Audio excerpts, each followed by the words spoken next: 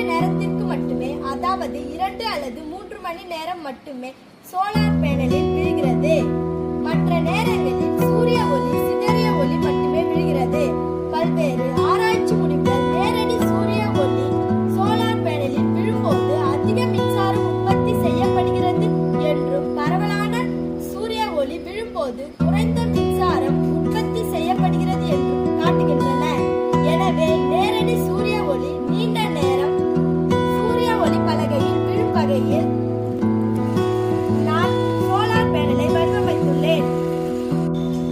சூரிய ஒளி விழும் திசையில் கிழக்கிலிருந்து மேற்கு நோக்கி 180 டிகிரி கோணத்தில் சோலார் பேனல் சுழலும் வகையில் வடிவமைக்கப்பட்டுள்ளது.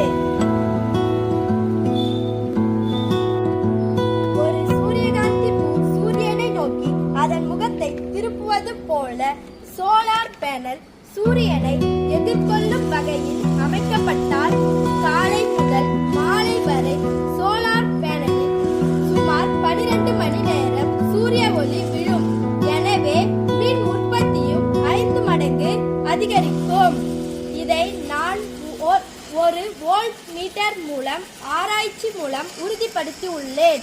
எனவே இந்த திட்டத்தின் மூலம் எனது முன்மொழிவு என்னவென்றால், சூரியகாந்தி நுட்பத்தில் சோலார் பேனல் அமைப்பதன் மூலம் மின் உற்பத்தியின் அளவை அதிகரிக்க முடியும்.